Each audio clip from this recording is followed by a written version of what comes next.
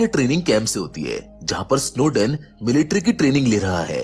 क्योंकि वो एक मिलिट्री बैकग्राउंड से आता है इसीलिए वो भी आर्मी ज्वाइन कर लेता है। लेकिन स्टूडेंट की मिलिट्री में कुछ ज्यादा दिलचस्पी नहीं है, मगर वो हर हालत में अपने देश की सेवा करना चाहता है। स्नोडेन को कंप्यूटर में ज्यादा इंटरेस्ट है और इन सब कामों में उसका दिमाग बहुत तेज है। वो कुछ ही समय में बहुत अच्छे हैक्स बना लेता है जिससे लोगों की बहुत मदद हो जाती है।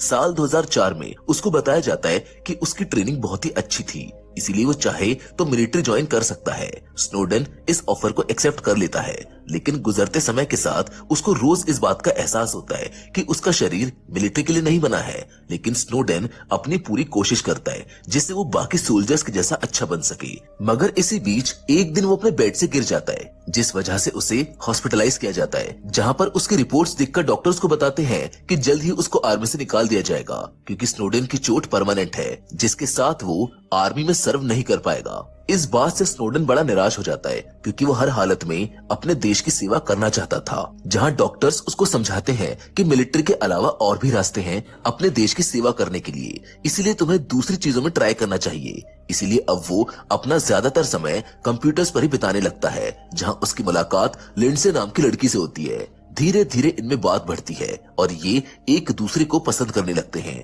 लिंडसे को फोटोग्राफी का शौक होता है, साथ ही में वो एक लिबरल होती है, इसीलिए दोनों के ख्याल भी काफी मिलते जुलते थे। स्नोडेन आर्मी से अब पूरी तरह से अलग हो चुका था, इसीलिए अब वो CIA के लिए अप्लाई करता है, जहां उसका इंटरव्यू कॉर्बन ओब्रायन लेता है, जो स्नोडेन के मार्क्स और परफॉर्मेंस से काफी प्रभावित होता है। इसी वजह से आगे की ट्रेनिंग के लिए स्नोडेन को वेस्ट वर्जीनिया भेज दिया जाता है। साल 2006 में उसकी ट्रेनिंग के लिए उसे टेक्नीशियन डिपार्टमेंट में भेजा जाता है, जहां पर वो लैब टेक्नीशियन हैंक फॉरेस्टर से मिलता है। स्नोडेन हैंक से बात करते हुए लैब के सभी डिवाइसेस को देखता है, जिनसे वो काफी प्रभावित होता है। लैब टेक्नीशियन उसको अपने अगले प्रोजेक्ट के बारे में बताता है, जहां पर वो एक ऐसा डिवाइस बना रहा है जो रूबिक्स क्यूब से भी छोटा हो। इसी के साथ ब्रायन सभी को ट्रेनिंग का पहला टास्क देता है और टास्क में उन्हें सीक्रेट कम्युनिकेशन के लिए एक नया कोड बनाने को कहता है, और वो भी सिर्फ 5 से 6 घंटों के अंदर। सभी लोग टास्क को पूरा करने में लग जाते हैं, मगर स्नोडेन इस टास्क को सिर्फ 38 मिनट में पूरा कर देता है,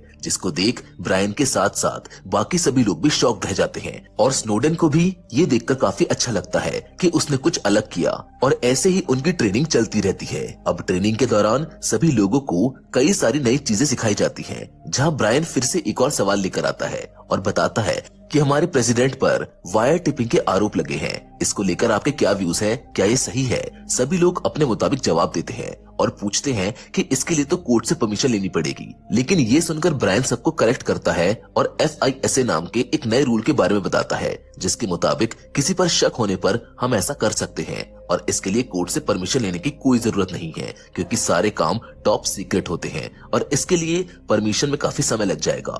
आगे की ट्रेनिंग के लिए जल्द ही सभी लोगों को वॉशिंगटन भेजा जाता है, जहां स्नोडेन पहली बार लिंडसे से मिलता है। आज से पहले दोनों ने सिर्फ इंटरनेट पर ही बात की थी।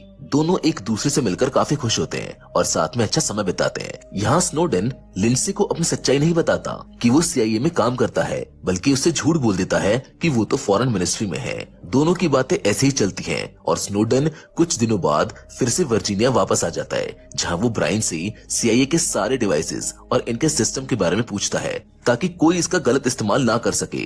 इस बात पर ब्रायन उसको बताता है कि हमारा सिस्टम इतना केपेबल है कि कोई बाहरी आतंकी ग्रुप इसको हैक नहीं कर सकता, मगर असली खतरा रशिया, चाइना और जापान से है, क्योंकि ये लोग हमारे सिस्टम में मैलवेयर्स इंजेक्ट कर सकते हैं, और इसीलिए हमारे डिपार्टमेंट को तुम्हारे जैसे लोगों की जरूरत है जो हमें इन थ्रेट से बचा सके। स्नोडेन इस काम के लिए रेडी हो जाता है और अपने पहले असाइनमेंट के लिए जेनेवा चला जाता है, जहाँ उसको CIA के सिस्टम को चेक करना है और उसमें एक नई सिक्योरिटी डालनी है ताकि कोई उसको हैक ना कर सके। जेनेवा पहुंचते ही स्नोडेन अपने काम में लग जाता है और वहाँ के लोगों की मदद से पहले तो वहाँ के सिस्टम को समझता है और खुद उनको हैक करता है, ताकि उसकी कमजोरी समझकर उसको ठीक कर सके, और ऐसा वो बार बार करता है। सिस्टम में बार बार हो रही गड़बड़ की वजह से जेनेवा के CIA का हेड उसको बुलाता है और उसको बताता है कि तुम जो काम कर रहे हो वो गलत है।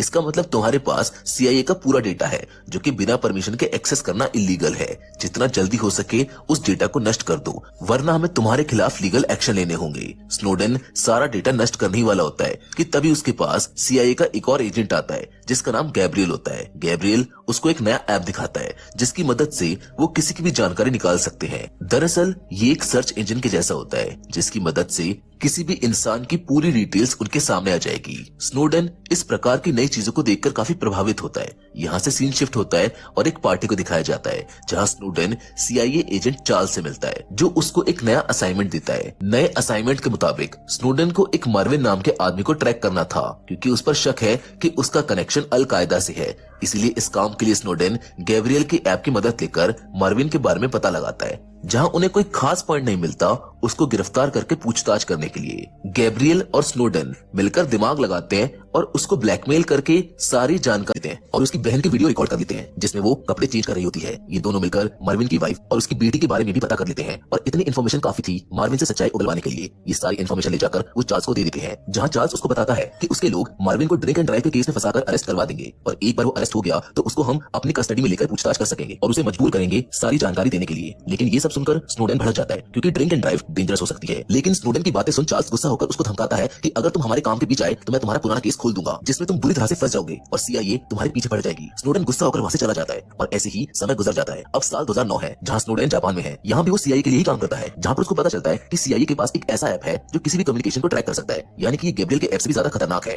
अब यहाँ पर स्नोडेन को नए नए काम मिलने लगते हैं और अब उसको एक माइक्रोचिप बनानी है जो CIA के लोग पूरे जापान में लगा सके, जैसे डैम और फैक्ट्रीज में, क्योंकि उनको पता है कि जापान अब अमेरिका का दोस्त नहीं रहा और अगर हालात बेकार होते रहे तो वो अपने देश की रक्षा के लिए एक क्लिक में पूरे जापान की पावर सप्लाई कट कर देंगे। अमेरिका बाकी के देशों में ये काम पहले ही कर चुका है, जैसे चाइना, रशिया, ऑस्ट्रिया और जर्मनी। NSA को ये बात पता चल चुकी है, अमेरिका के लिए सिर्फ आतंकवादी खतरा नहीं है बल्कि पॉलिटिशियंस भी हैं। इसीलिए वो सबके डेटा को खंगाल रहे हैं ताकि वो कुछ ऐसा ढूंढ सके जिससे वो उन्हें ब्लैकमेल कर सारी जानकारी निकलवा सके। ऐसा करके अब तक वो 25 लाख लोगों का डेटा निकाल चुके थे। धीरे धीरे NSA सभी देशों का कंट्रोल अमेरिका के हाथों में दे देगा। स्नोडेन हर दिन यही सोचता रहता है कि ये सब गलत है। फिर एक दिन वो लिंडसे से मिलता है जो अपने प्राइवेट फोटोज को अपने लैपटॉप में रखती है। स्नोडेन उसको ऐसा करने से मना करता है, साथ ही उसे अपनी फोटोज डिलीट करने को कहता है और उसे बताता है कि तुम्हें अभी मालूम नहीं है कि इससे क्या हो सकता है। लेकिन लिंडसे कहती है कि उसे ऐसा करना पसंद है, जिस वजह से दोनों में बहस हो जाती है। स्नोडेन वापस जापान आ जाता है और अपने असाइनमेंट को पूरा करके NSA से रिजाइन कर देता है। साल 2011 में वो लिंडसे के पास फिर से वापस आता है और उसे माफी मांगते हुए शादी के लिए प्रपोज करता है। वो कहता है कि वो अपनी आगे की जिंदगी उसी के साथ बिताना चाहता है। लिंडसे खुश होकर हाँ बोल देती है और ये दोनों फिर से साथ में रहने लगते हैं। इसी बीच स्नोडेन को पता चलता है कि FBI को सब मालूम पड़ गया है और अभी तक वो NSA के 3 ऑफिसर्स को पकड़ चुकी है। अब इस प्रॉब्लम का सोल्यूशन ढूंढते हुए वो एक बार फिर से CIA पहुंच जाता है, जहां उसको पता चलता है कि चाइना ने उनके सिस्टम में घुसकर मालवेयर इंस्टॉल कर दिए हैं। इसलिए ब्रायन उसको एक नया टास्क देता है जिसमें उसे खुद हवाई जाकर चाइनीज हैकर से लड़ना होगा। घर जाकर स्नोडेन ये सारी बातें लिंडसे को बताता है, जो शुरू में तो साथ में चलने से मना कर देती है, लेकिन स्नोडेन की हालत देखकर उसके साथ चलने को राजी हो जाती है। दोनों एक साथ साल 2012 में हवाई के लिए निकल जाते हैं, जहां वक्त आ चुका था स्नोडेन का उसकी नई टीम से मिलने का, जहां उसको एक बार फिर से गैब्रियल मिलता है, जिसके साथ एक साइन एक्सपर्ट पैट्रिक होता है और एक मेल एक्सपर्ट ट्रेवर। ये सब साथ मिलकर काम करने लगते हैं, जहां इन्हें रोज नई नई जानकारियां मिलती हैं। कुछ दिन बाद लिंडसे सबको अपने यहाँ एक बर्थडे पार्टी में बुलाती है, जहां स्नोडेन के पैर में अचानक से तेज दर्द होने लगता है, जहां से उसे अस्पताल ले जाया जाता है। हॉस्पिटल से निकलते ही स्नोडेन ब्रायन से मिलता है, जो उसको बताता है कि CIA उसे और लिंडसे को काफी लंबे समय से ट्रैक कर रही है, क्योंकि CIA को उस पर शक है कि वो कुछ अलग प्लानिंग कर रहा है। ये सब जानकर स्नोडेन बहुत परेशान होता है और घर पहुंचकर लिंडसे को घर वापस जाने को कहता है, क्योंकि यहाँ के हालात अब बद से बदतर होने वाले हैं। जिसके बाद वो लॉरा नाम के रिपोर्टर से बात करता है और जल्द से जल्द उसे मिलने के लिए बुला लेता है। अब वो बस CIA को एक्सपोज करना चाहता है, जिसके लिए उसको CIA की जानकारी चाहिए थी। इसीलिए वो एक बार फिर से अपने ऑफिस जाता है और वहाँ का सारा डेटा कॉपी करके रूबिक क्यूब में छुपा लेता है और बाहर जाने के लिए सबको कहता है कि उसकी तबीयत थोड़ी खराब है, लेकिन उसको पता है कि दरवाजे पर बिना चेक किए उसको जाने नहीं देंगे। इसलिए वो अपना दिमाग लगाता है और रूबिक क्यूब को खेलते हुए गार्ड को पास कर देता है और बड़ी ही इजीली सिक्योरिटी चेक को क्लियर कर लेता है। बाहर आकर गार्ड से वो क्यूब को वापस ले लेता है। यहाँ से जाकर वो सीधा लॉरा और डैनियल से मिलता है और सबसे पहले उनका मोबाइल लेकर सिग्नल जैमर में डाल देता है ताकि कोई भी उसको ट्रैक न कर पाए। जिसके बाद ये लोग कैमरा ऑन करते हैं, जहाँ स्नोडेन CIA और NSA के बारे में बताता है कि ये लोग क्या करते हैं। ये सब सुनने के बाद सबके सब दंग रह जाते हैं। बात बढ़ती है और इससे आगे डील करने के लिए सीनियर जर्नलिस्ट युआन को बुलाया जाता है, जो स्नोडेन की जानकारी को ऑथेंटिकेट करेगा कि ये सही है या फिर नहीं। इसीलिए स्नोडेन उसको अपना ID कार्ड दिखाता है, जिससे पता चलता है कि उसने कब से कब तक NSA और CIA में काम किया था। साथ ही में उसको वो मेमोरी कार्ड देता है जिसके अंदर सारा डेटा है। दोनों के बीच डिबेट छिड़ जाती है कि जो इन्फॉर्मेशन वो दे रहा है ये काफी कॉन्फिडेंशियल और एक बहुत बड़ी जानकारी है। NSA पूरी दुनिया में वायर टेपिंग कर रही है और NSA अब हमें जेल भी भिजवा सकती है या फिर मरवा भी सकती है, इसीलिए ये बहुत ही खतरनाक हो सकता है। लेकिन फाइनली ये आर्टिकल 2013 में इंटरनेट पर सबके सामने आ जाता है और धीरे धीरे ये एक इंटरनेशनल न्यूज बन जाती है। सरकार इस पर रिएक्ट करते हुए स्नोडेन को एक देशद्रोही घोषित कर देती है, इसलिए सरकार उसके पासपोर्ट को भी रद्द कर देती है। साथ ही में हांगकांग पुलिस भी उसको जल्द से जल्द गिरफ्तार करने को कहती है। लेकिन अब दुनिया के ज्यादातर लोग उसको हीरो मानने लगते हैं, क्योंकि उसने आवाज उठाकर सभी की प्राइवेसी की रक्षा की है। अगर स्नोडेन ने आवाज नहीं उठाई होती तो NSA सबके मोबाइल और कंप्यूटर में घुस चुका होता, उनके पास सभी की जानकारी होती। हांगकांग पुलिस भी उसको गिरफ्तार करने ही वाली होती है कि तभी डैनियल उसकी मदद करने को आ जाता है और हांगकांग के वकील, जिसका नाम डेफ होता है, उससे बात करता है और स्नोडेन को